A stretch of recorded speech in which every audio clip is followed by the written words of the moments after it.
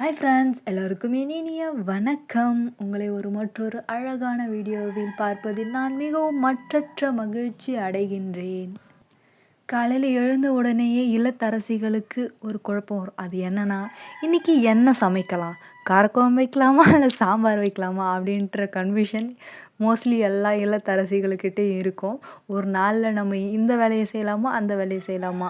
இப்படி போகலாமா? அப்படி போகலாமா? அப்படின்ட்டு நிறைய குழப்பங்கள் இருக்கும். ஏன் நம்ம வாழ்க்கையிலே ஒரு முக்கியமான டிசிஷனை எடுக்கும்போது கூட நம்மளுக்கு குழப்பங்கள் இருக்கும். இந்த பக்கம் போகலாமா? இல்லை அந்த பக்கம் போகலாமா? இல்லை இங்கேயே இருந்துடலாமா? அப்படின்ற நிறைய கன்ஃப்யூஷன் நமக்குள்ளே இருந்துக்கிட்டு தான் இருக்குது. அதை பற்றி சொல்லக்கூடிய ஒரு அழகான ஒரு ஸ்டோரியை தான் நான் இன்றைக்கி உங்களுக்காக கொண்டு வந்திருக்கேன். வாங்க நம்ம இந்த அழகான ஸ்டோரியை ஜாலியாக கேட்கலாம். மிகப்பெரிய பண்ணையாளர் ஒருவர் ஒரு கோதுமைகளை அரைக்கக்கூடிய இயந்திர ஆலையை வைத்து நடத்துகிறார். அவருடைய பண்ணையில் வேலை செய்யக்கூடிய ஒரு விவசாயினுடைய மகள் இவர் அந்த கோதுமை அரைக்கக்கூடிய இடத்துல வந்து எங்கள் அம்மா 50 சென்ட் வாங்கி வர சொன்னாங்க அப்படின்ட்டு கேட்குறா. அந்த மனிதர் அதெல்லாம் தர முடியாது, இங்கிருந்து ஓடிப்போ அப்படின்னு சொல்கிறாரு. இவரு ரொம்ப வேலை பளு, அதனால இவர் மும்முரமாக வேலை செஞ்சிட்ருக்காரு. ஆனால் அந்த குழந்தை அந்த இடத்த விட்டு நகராமல் அங்கேயே நிற்கிறா. இவர் சிறிது நேரம் கழித்து என்ன பண்ணுறாரு, பார்த்த உடனேயே அந்த குழந்தை கொஞ்சம் கூட நகரவே இல்லை, அங்கே தான் நின்றுட்டுருக்கா. இவருக்கு சரியான கோபம் வருகின்றது. உடனேயே இங்கிருந்து செல்கிறாயா, இல்லை நான் உன்னை அடிக்கட்டுமா அப்படி என்று மிகவும் கோபப்பட்டு கத்துகிறார். ஆனால் அந்த குழந்தை பயப்படாமல் மறுபடியும் அங்கே தான் நிற்கிறது. இவர் உடனேயே அடிக்கலாம் என்று செல்கிறார். அந்த குழந்தை சிறிதும் பயப்படாமல் ஒரு அடி முன்னால் வருகிறாள். நாமளாக இருந்திருந்தால் என்ன செய்திருப்போம்? நமக்கு 2 வாய்ப்பு இருக்கிறது. ஒன்று, ஒரு அடி பின்னாடி எடுத்து வைத்து வீட்டுக்கு செல்வது, ஓடிவிடலாம். இல்லைனா இந்த குழந்தை மாதிரி ஒரு அடி முன்னாடி எடுத்து வைக்கலாம். நாமளாக இருந்தால் என்ன பண்ணுவோம்? ஒரு அடி பின்னாடி எடுத்து வச்சு வீட்டுக்கு ஓடி போயிடுவோம். ஆனால் இந்த குழந்தை தைரியமாக ஒரு அடி முன்னாடி எடுத்து வைத்து, எங்கள் அம்மா 50 சென்ட் வாங்கி வர சொன்னார்கள், கண்டிப்பாக எனக்கு வேண்டும் அப்படின்ட்டு தைரியமாக அவளால் எவ்வளோ சவுண்டாக சொல்ல முடியுமோ அந்த சின்ன குழந்தையால் அவ்வளோ சவுண்டாக சொல்கிறா.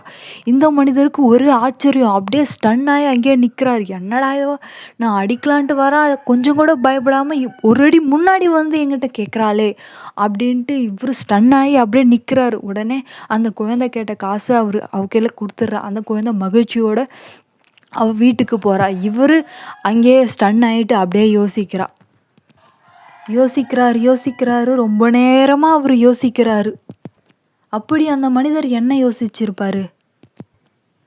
நாம் ஒரு இலக்கை நோக்கி ஓடிக்கொண்டிருக்கும் பொழுது இந்த மனிதரை போலத்தான் நம்முடைய வாழ்க்கையிலும், உன்னால் இது முடியாது, உனக்கெல்லாம் இது கிடைக்காது, நீ எல்லாம் இதற்கு சரிப்பட்டு வரமாட்டாய், நீயாவது இந்த இடத்திற்கு செல்வதாவது அப்படி என்று நம்மை பின்னோக்கி இழுப்பதற்கு நிறைய மனிதர்கள் இருக்கின்றார்கள். ஆனால் அதையெல்லாம் கேட்காமல் நீ ஒவ்வொரு அடியாக முன்னேறி செல்ல செல்ல உனக்கான வெற்றி உனக்காக காத்து கொண்டிருக்கிறது.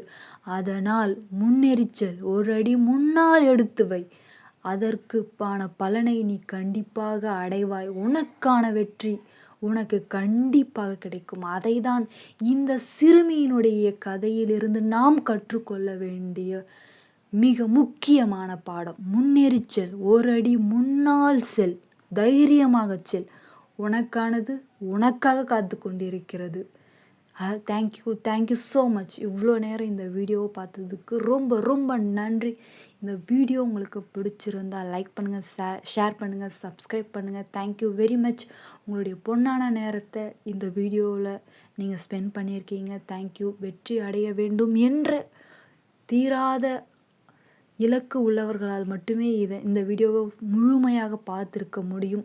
உங்களுடைய வெற்றி உங்கள் வசமாகட்டும். Thank you so much. இந்த வீடியோ